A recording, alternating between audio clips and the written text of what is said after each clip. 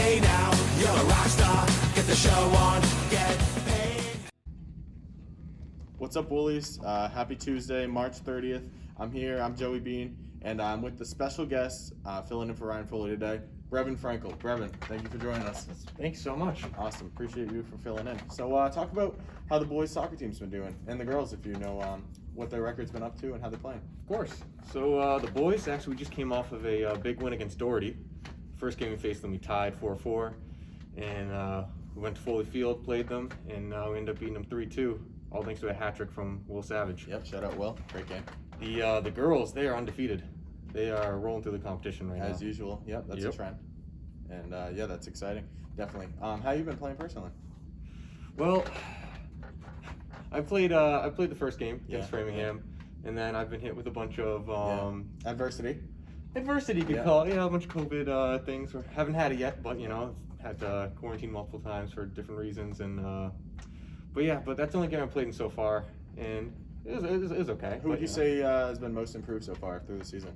Most improved throughout the season?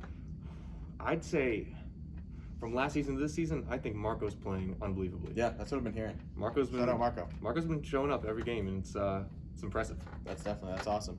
Girls volleyball also undefeated. They're having a really good season. They're steamrolling some teams, so watch out for them. I know all the games will be on public access channel, so that's exciting. Yeah, they just had their senior night. Grafton. Awesome. Very intense game. It was awesome. Yeah. All right, Brev. Let's address the elephant in the room. You guys are doing great for soccer, but how about the brackets? How's everyone's bracket doing? Whew. Especially you. Oh, brackets tanked. It's going down. Yeah. Too many upsets, man. Crazy upsets. Ohio State. Yeah, I'll be guilty. I had Ohio State winning it all, so they were out that Friday. Wasn't a good Friday for me. That ruined it all for me. But I did pick, I believe, 4 or 5 of the upsets. The 12 for 5, I had Oregon State, Syracuse, so a couple other of those, which was, they filled in for it, but my bracket's done. So Final Four this weekend. That'll be exciting. That'd be very. Who would you pick for your champion again? I chose Gonzaga. Going strong. Bandwagon. Of course. They're probably going to win it all. Let's be honest, they're undefeated. But you got to look out for Michigan. Michigan looks tough. They're playing very, very well. Yeah, they definitely look legit. And UCLA making a big run. I know. Impressive. Unbelievable. I know. You like to see it. 11 seed. Oh, of course. Definitely. So Final Four this weekend, then the national championship following on Monday. So definitely watch out for that, guys. So Joey, I heard you had another interview for us this week? Yeah, we did. So we interviewed Bob Socci from 98.5 The Sports Hub. He's the play-by-play broadcaster for the Patriots.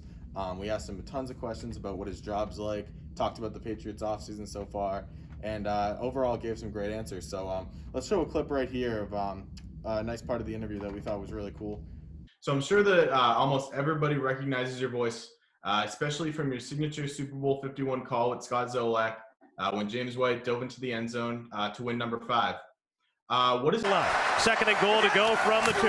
Toss sweep right for James White. Tucks it under the right arm. Cuts it upfield. Driving forward. Diving to the goal line. A touchdown. What's it like traveling with the team every week, being in stadium for divisional matchups, playoff games, and of course the Super Bowl?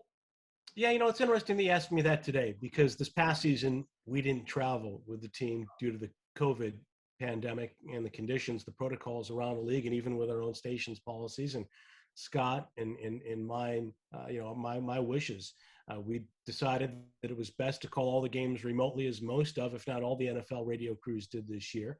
So we went to Gillette Stadium in the booth and broadcast home games before an empty stadium and broadcast road games off television monitors. And that's when it really struck me how much I missed that experience of being on the road. I've always enjoyed traveling to different cities, different parts of the country, being introduced to places and people I had never experienced before.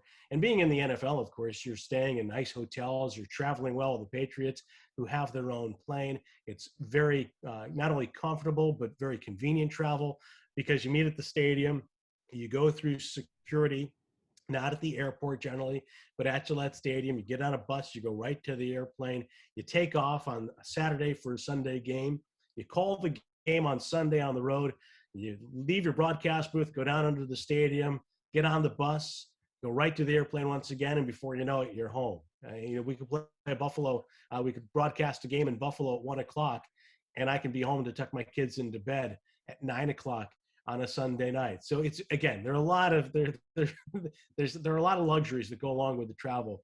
But for me, the greatest thing, Joey, is being there at the stadium, but also seeing the stadium come to life, whether you're home or away, and just the sense you get, the anticipation and the excitement. Now, I love, for example, when we stay close to a stadium, and there's no better setting for me than the city of Pittsburgh. You have the three rivers that meet right where right where Heinz Field and PNC Park are, the home of the Steelers and the Pirates. And there are times when we go to Pittsburgh and we'll stay in a hotel downtown just across one of those rivers. We'll walk across a pedestrian bridge to go over to PNC Park and then maybe make one's way over to Heinz Field. And you see people before a 4:25 game on Sunday gathering early. If you walk around downtown to get a cup of coffee in the morning, you see fans starting to come out and they're all wearing black and gold.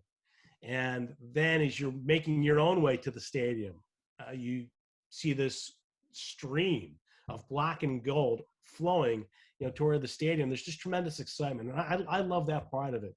And when we're riding the bus, I love being on the bus and going into a stadium. And just that feeling, that anticipation and excitement that you have, so eager to call the game. And that's, I love every part of my job, and certainly traveling and being around other NFL stadiums and other NFL broadcasters and media is a big part of that. Absolutely. That's, the exact same feeling that I think most people get, not only going to, Gillette Stadium down for a Patriots game, but any sporting event. I think that's what's great. That's something that we lost this past year, but hopefully it'll get back to normal soon so people can get that feeling. Oh, sounds so interesting, dude. I want to watch the whole thing. You actually can. Guys, click at the end of the video. We'll have the link to the full video, episode 5 of the Woolie Network. And yeah. So Awesome. Yeah. All right, Brevin, thank you for joining us. Good luck tonight. And Woolies, have a great day. Happy Tuesday. Thank you. Second and goal to go from the 2. Toss sweep right for James White. Tucks it under the right arm. Cuts it upfield. Driving forward.